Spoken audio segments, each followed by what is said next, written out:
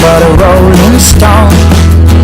He told me about when his house burned down and he lost everything he owned. He lay asleep for 6 whole weeks. They were gonna ask his mother to choose. When he woke up with nothing, he said, I'll tell you something, when you got nothing to lose. Now I got a hole in my pocket, a hole in my shirt, a whole lot of trouble, he said. But now the money's gone, life carries on. Now he's like a hole in the head. Oh, no.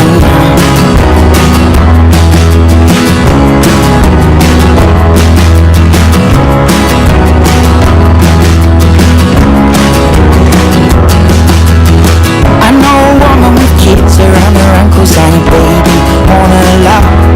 She said one day her husband went to get a paper and the motherfucker never came back. Mortgage to pay and 4 kids to raise, but keeping the wall from the door. She said the wall's just a puppy and the door's double locked, so why you gotta worry me for? Now he left a hole in my heart. Two contrasting explanations of the causes of poverty for refugees is firstly overseas skills and qualifications recognition. This process in many cases takes years before there is a proper assessment or recognition. This is another serious problem migrants and refugees face in Australia. For many mature age newcomers, this barrier means the end of their dreams to work in Australia as a professional or qualified technician. Even when there is a shortage of qualified professionals already in Australia, such as medical doctors, the possession of overseas qualifications will not usually assist the non-English speaking background refugee who has to prove themselves all over again. There is also a bias against overseas qualified refugees in many professional bodies. Secondly, cultural barriers. Being a mature age refugee, cultural barriers pose a very serious threat to the possibility of finding work. Different religious beliefs, different ways of thinking and behaving, and having different attitudes make their lives, at times, very traumatic. The job selection procedure for finding a job and the red tape involved in starting a new business in this society are new experiences for mature age newcomers. Many will have difficulty familiarising themselves with the legal, accounting and industrial rules and regulations.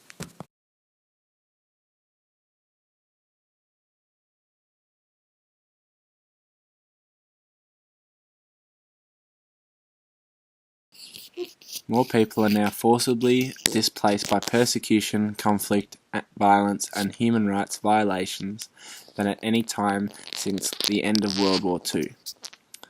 As of the 31st of December 2015, more than 65 million people were forcibly displaced. Of these, 21.3 million were refugees and 3.2 million people were seeking asylum. More than half of the world's UNHCR mandated refugees came from just 3 countries: Afghanistan, Syria and Somalia. In addition, more than half of the people displaced are children.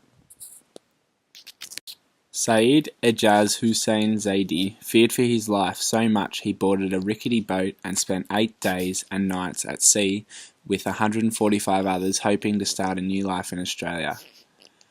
After being intercepted by Border Patrol off Ashmore Reef, he was taken to Darwin and spent 2 months in a detention centre. But it is the 7 months he has spent living in Dandenong since that has upset him most. In an interview, he stated, "Because of us not being allowed to work, it is a harsh truth we are facing. Lots of problems, lots of financial problems," he said. "I am as a person, completely keen to work if we are allowed because we don't want to be a burden on the government of Australia." Saeed fled Pakistan because, as of Shia Hazara, he said he was threatened by militant persecution. Now, he cannot afford basic medical, transport and living costs, relies on limited federal government funding, and is pleading to be allowed to work to live.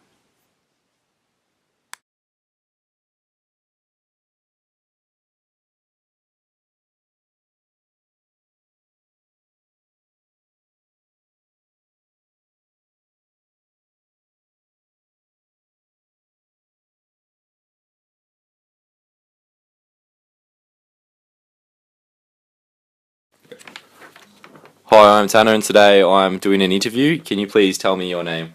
Hello, Tanner. My name is Najim Al-Dorki. And do I have permission to interview you today?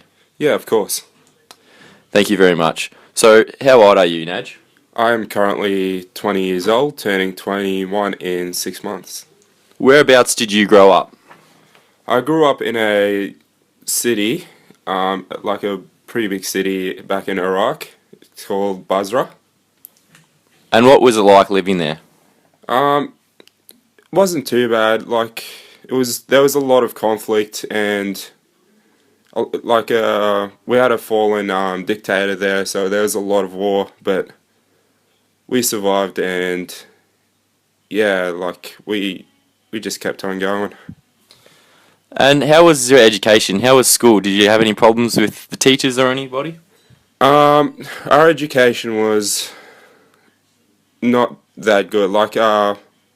In regards to theory and all that, it was good, but the teachers were terrible. A lot of violence. If we didn't do homework or anything like that, we get hit, and it's pretty much just like the old school kind of Catholic discipline and all that. And what were your reasons for coming to Australia? Yeah, pretty much war. That's about it. Dad, he came here when I was only a year old, and about 11 years later, he filed for a form to get me here to Australia to get me out of it. And was it hard for your parents to find a job when they moved to Australia? Yeah, definitely. Dad kept moving from town to town, city to city, until he settled in a small country town where he worked at an abattoir.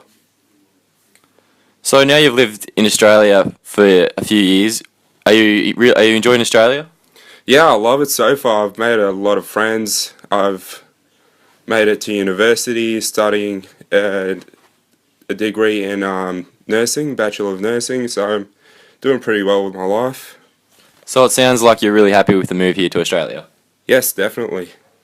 Thank you very much for your time, Naj. Really appreciate it, mate. No worries, mate.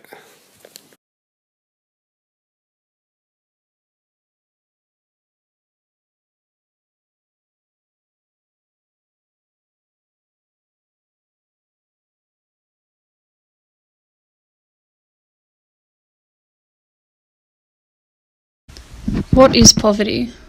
Poverty is associated with the undermining of a range of key human attributes including health. The poor are exposed to greater personal and environmental health risks and are less well nutritioned, have less information, and are less able to access healthcare.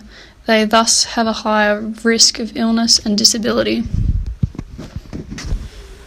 Another really good way to define poverty would be: poverty refers to the lack of materials, resources, and access to the goods and services that are necessary for an individual or family to participate adequately in the contemporary society. How can you define a refugee? A refugee is a person who has fled his or her own country and cannot return due to fear of persecution and has been given refugee status. Refugee status is given to applicants by the United Nations or by a third-party country such as Australia. Another definition more in depth about refugees is: a refugee is someone who has been forced to flee his or her own country because of persecution, war, or violence. A refugee has a well-founded fear of persecution for reasons of race, religion, nationality, political opinion, or membership in a particular social group. Most likely, they cannot return home or are afraid to do so. War and ethnic, tribal, and religious violence are leading causes of refugees fleeing their countries. It's quite common for refugees to be confused with asylum seekers. An asylum seeker is a person who has fled his or her own country due to the fear of persecution and has applied for protection in another country but has not yet had their claim for protection assessed. A person remains an asylum seeker until their protection status has been determined.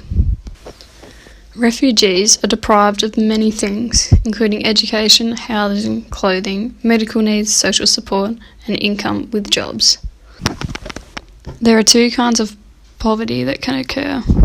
Absolute poverty measures poverty in relation to the amount of money necessary to meet the basic needs such as food, clothing, and shelter. Relative poverty defines poverty in relation to the economic status of other members of a society. People are poor if they fall below prevailing standards of living in a given societal context. The topic of refugees fits into the relative poverty section, as it doesn't really revolve around an income and more about the necessities that are required to live in the world.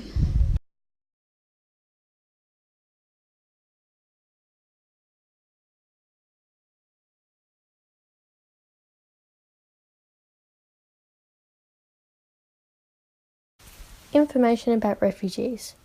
Although there is a lot of controversy about refugees in Australia and overseas, the refugees are still people and are entitled to their human rights. These include their right to education, their right to religion, and right to healthcare, just to name a few. As a result of this, the United Nations adopted the Refugee Convention. In April of 1954, the Refugee Convention was legalised to protect refugees and their welfare no matter which country they landed in. The Convention states that all countries must protect refugees. In Australia, refugees are forced to Manus Island and are referred to as asylum seekers until they are deemed legitimate refugees. As well as this shaming name, refugees are shown to be a population that is at high risk of poverty in Australia. This is due to the lack of education opportunities, healthcare access, and lack of job opportunities. Refugees often have language barriers, lack of education, and lack of income, making daily living difficult. This is a major problem as they cannot afford basic daily necessities. They also cannot earn an income due to the major language barriers and lack of knowledge and skills to maintain their jobs. Asylum seekers arriving in Australia by boat on or after the 13th of August 2012 who have been granted bridging visas are not allowed to work. This restriction on working and earning an income can have serious effects on a person's well-being and contribute to physical and mental health problems as well as social isolation. Statistics show that in 2014 there were 19.5 million refugees forcefully displaced worldwide. And in most cases, it's the poorer countries that take in and look after the refugees forgivingly more than westernized countries. Different countries enforce different refugee legislation, and refugees are treated similarly around the world. Refugees should be treated with respect and given the same opportunities as everyone else to live a comfortable life as best they can.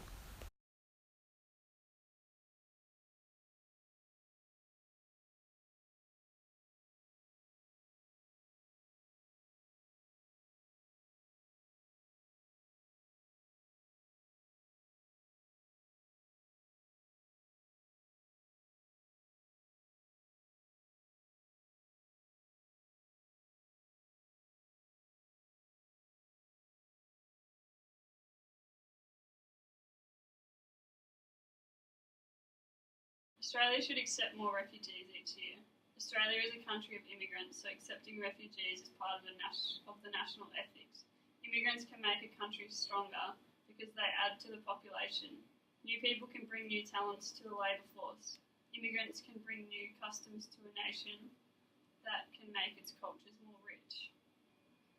Being the only country in the region where the white people still have a majority, Australia should preserve itself from the invasion of the Islamic extremists.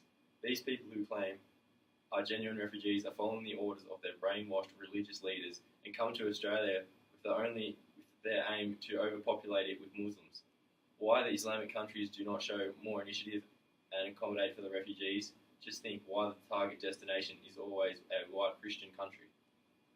Honestly, don't understand the people against this topic with racist comments. If you're going to be racist, then get your facts right. It's like you're saying that refugees cannot come into Australia unless they're of a different race and not white. Australia was built on other people other than a white society. Diversification will lead to more interracial relationships, and so Australia will lose its white beauty. Also, as whites shrink as a percentage of the population, they will become increasingly disenfranchised and discriminated against. The new black Asian population will constantly complain that too many companies are owned by whites, that whites are overrepresented in Australia TV. Immigration and diversification is a can of worms that is better left shut firmly.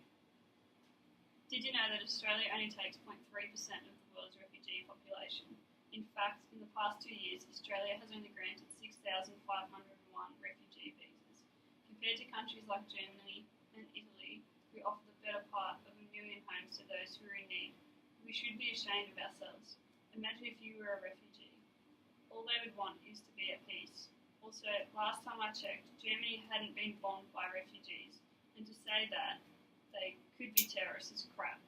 Terrorists usually travel by plane, not by leaky, faulty boats that usually end up nowhere. So next time you decide to be an ignorant pig, think about those in need and actually think before you type. We don't need any more or any less. We are taking the right amount of refugees each year. If we take any more, Australia will get way too crowded, like countries in Europe. And if we take any less, we will feel terrible. And, of course, they do need our help. We are taking the perfect amount. Refugees should be allowed into Australia. Not the bad ones, but all the good ones. If we help them by letting them into Australia, we can eliminate the risk of poverty and create job opportunities, education and healthcare for them. They can contribute to society in the same ways we can. The government should reduce the number of refugees that are intakes to Australia. The government should spend more money on the citizens and permanent residents, not on the refugees. The citizens and permanent residents can help the country, but the refugees may not.